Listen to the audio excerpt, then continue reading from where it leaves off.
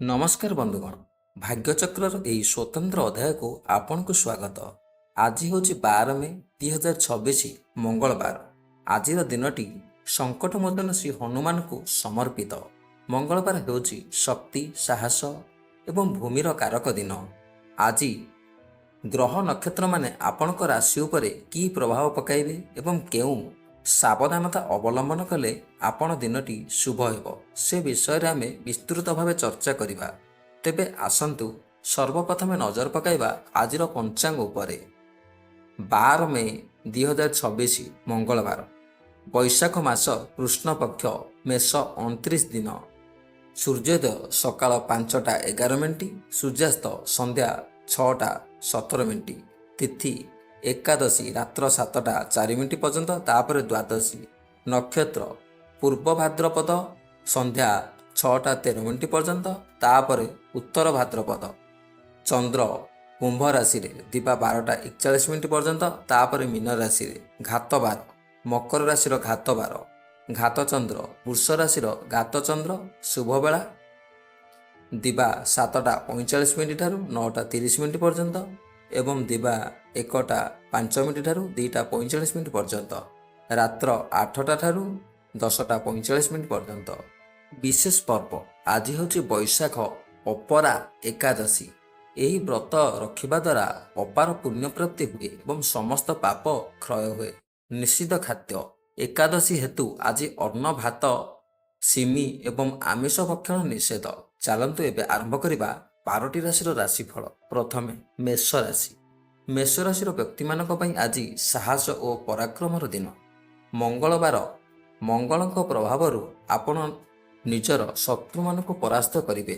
କର୍ମକ୍ଷେତ୍ରରେ ଆପଣଙ୍କ ନିଷ୍ପତ୍ତି ନେବାର କ୍ଷମତାକୁ ପ୍ରଶଂସା କରାଯିବ। ଆଜି ନୂତନ ଜମି କିମ୍ବା ସମ୍ପତ୍ତି କିଣିବା ପାଇଁ ଯୋଜନା କରିପାରନ୍ତି। ପରିବାରରେ କିଛି ଦାୟିତ୍ୱ ବଢ଼ିପାରେ, ଯାହାକୁ ଆପଣ ସଫଳତାର ସହ ନିର୍ବାହ କରିବେ। କ୍ରୋଧ ଉପରେ ସାମାନ୍ୟ ନିୟନ୍ତ୍ରଣ ରଖନ୍ତୁ। ଶୁଭ ରଙ୍ଗ ନାଲି। ଶୁଭ ସଂଖ୍ୟା 9। ପ୍ରତିକାର ହନୁମାନ ଚାଳିଶା ପାଠ କରନ୍ତୁ। ପରବର୍ତ୍ତୀ ରାଶି ବୃଷ ରାଶି। ବୃଷ ରାଶି ପାଇଁ ଆଜି ଦିନଟି ସାମାନ୍ୟ ସତର୍କ ରହିବାକୁ ପଡ଼ିବ।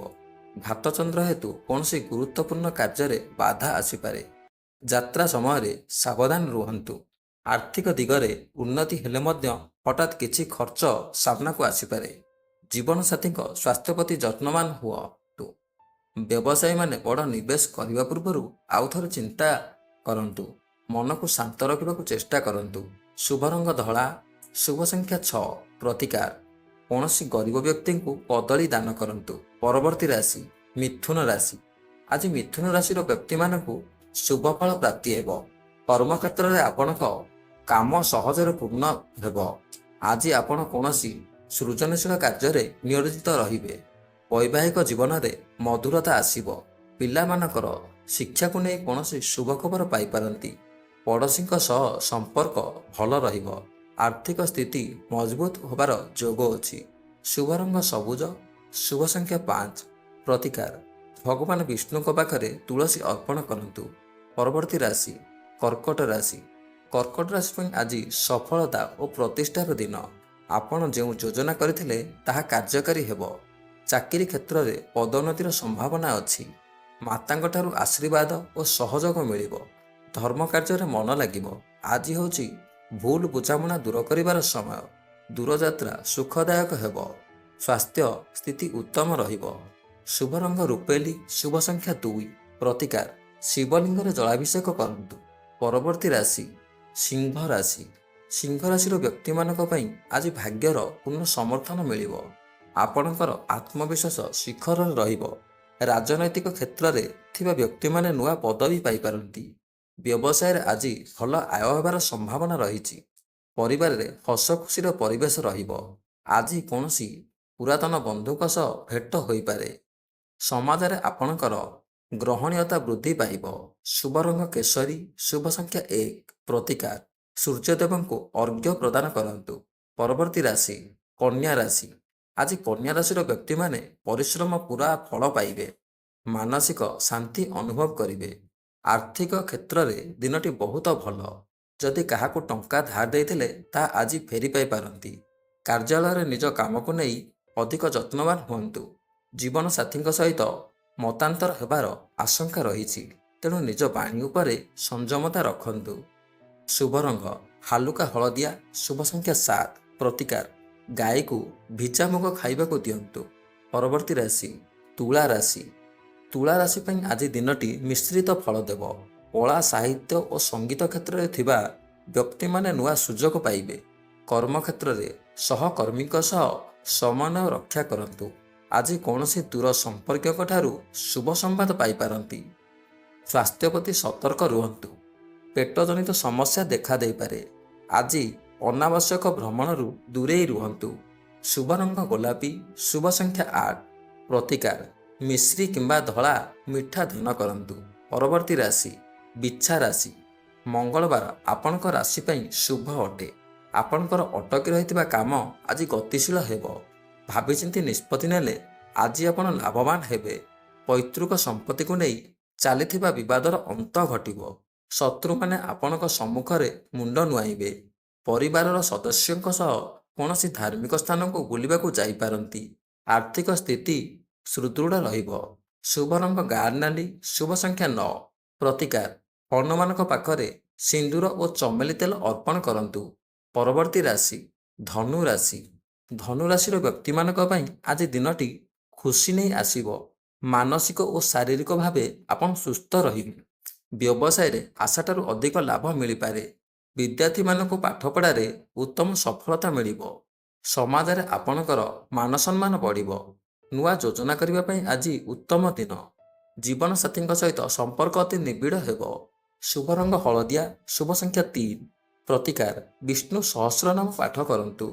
ପରବର୍ତ୍ତୀ ରାଶି ମକର ରାଶି। ଘାତବାର ହେତୁ ମକର ରାଶିର ବ୍ୟକ୍ତିମାନେ ଆଜି ଅତି ସାବଧାନ ରହିବା ଉଚିତ। ଗାଡ଼ି ଚଲାଇଲା ବେଳେ ଏକାଗ୍ରତା ରଖନ୍ତୁ। କାହା ସହିତ ଯୁକ୍ତିତର୍କ କରନ୍ତୁ ନାହିଁ, ନଚେତ୍ ଅଯଥା କଳି ଝଗଡ଼ାରେ ପଡ଼ିପାରନ୍ତି। କର୍ମକ୍ଷେତ୍ରରେ କାମର ଚାପ ଅଧିକ ରହିବ। ଧୈର୍ଯ୍ୟ ରଖି କାମ କରନ୍ତୁ। ଦିନର ଶେଷ ଭାଗରେ ସ୍ଥିତିରେ ସୁଧାର ଆସିବ। ଆର୍ଥିକ ନିବେଶ ପାଇଁ ଆଜି ଦିନଟି ଅନୁକୂଳ ନୁହେଁ। ଶୁଭ ରଙ୍ଗ ନୀଳ, ଶୁଭ ସଂଖ୍ୟା 8, ପ୍ରତିକାର ଶ୍ରୀ ସୁନ୍ଦରାକାଣ୍ଡ ପାଠ କରନ୍ତୁ। ପରବର୍ତ୍ତୀ ରାଶି କୁମ୍ଭ ରାଶି। କୁମ୍ଭ ରାଶି ପାଇଁ ଆଜି ଦିନଟି ସଫଳତାପୂର୍ଣ୍ଣ ରହିବ। ଅହୋରାତ୍ର ଚନ୍ଦ୍ର ଆପଣଙ୍କ ରାଶିରେ ବିରାଜମାନ ଥିବାରୁ ମନ ପ୍ରଫୁଲ୍ଲ ରହିବ। ନୂତନ ଆୟର ପନ୍ଥା ଉନ୍ମୋଚିତ ହେବ। ଚାକିରିରେ କୌଣସି ଶୁଭ ପରିବର୍ତ୍ତନ ହୋଇପାରେ। ଆଜି ଆପଣ କୌଣସି ଦାୟିତ୍ୱପୂର୍ଣ୍ଣ କାର୍ଯ୍ୟ କରିବାକୁ ସୁଯୋଗ ପାଇବେ। ପରିବାରର ସମସ୍ତ ସଦସ୍ୟଙ୍କ ସହଯୋଗ ମିଳିବ। ଦୂରଯାତ୍ରାରେ ସାବଧାନ ରୁହନ୍ତୁ। ଶୁଭ ରଙ୍ଗ କଳା, ଶୁଭ ସଂଖ୍ୟା 4, ପ୍ରତିକାର ପକ୍ଷୀକୁ ଶସ୍ୟ ଖାଇବାକୁ ଦିଅନ୍ତୁ। ପରବର୍ତ୍ତୀ ରାଶି ମୀନ ରାଶି। ମୀନ ରାଶିର ବ୍ୟକ୍ତିମାନେ ଆଜି ନିଜର ସମସ୍ତ କାମକୁ ଯୋଜନାବଦ୍ଧ ଭାବେ କରନ୍ତୁ। 2 ପ୍ରହର ପରେ ଚନ୍ଦ୍ର ଆପଣଙ୍କ ରାଶିକୁ ଆସୁଥିବାରୁ ମନରେ ଉତ୍ସାହ ବଢ଼ିବ। ବ୍ୟବସାୟରେ ନୂଆ ଚୁକ୍ତି ହୋଇପାରେ। ସନ୍ତାନମାନଙ୍କ ସ୍ୱାସ୍ଥ୍ୟ ପ୍ରତି ଯତ୍ନବାନ ହୁଅନ୍ତୁ। ଆର୍ଥିକ ସହାୟତା ପାଇଁ ବନ୍ଧୁମାନେ ଆଗେଇ ଆସିବେ। ଧାର୍ମିକ କାର୍ଯ୍ୟରେ ଯୋଗ ଦେବେ। ଶୁଭ ସମ୍ବାଦ ପ୍ରାପ୍ତିର ଯୋଗ ରହିଛି। ଶୁଭ ରଙ୍ଗ ହଳଦିଆ, ଶୁଭ ସଂଖ୍ୟା 3, ପ୍ରତିକାର ମନ୍ଦିରରେ ହଳଦିଆ ମିଠା ଭୋଗ କରନ୍ତୁ। ତେବେ ଦର୍ଶକ ବନ୍ଧୁ, ଏହା ଥିଲା ମେ 12, 2026 ମଙ୍ଗଳବାରର ସମ୍ପୂର୍ଣ୍ଣ ରାଶିଫଳ। ଆଶା କରୁଛି ଆଜିର ଦିନଟି ଆପଣଙ୍କ ପାଇଁ ଶୁଭ ଏବଂ ମଙ୍ଗଳମୟ ହେଉ। ଯଦି ଭିଡ଼ିଓଟି ଆପଣଙ୍କୁ ଭଲ ଲାଗିଛି ତେବେ ଲାଇକ୍ କରନ୍ତୁ। ନିଜର ପ୍ରିୟଜନଙ୍କ ସହ ସେୟାର କରନ୍ତୁ। କମେଣ୍ଟ ବକ୍ସରେ ଜୟ ବଜରଙ୍ଗ ଲେଖିବାକୁ ଭୁଲନ୍ତୁ ନାହିଁ।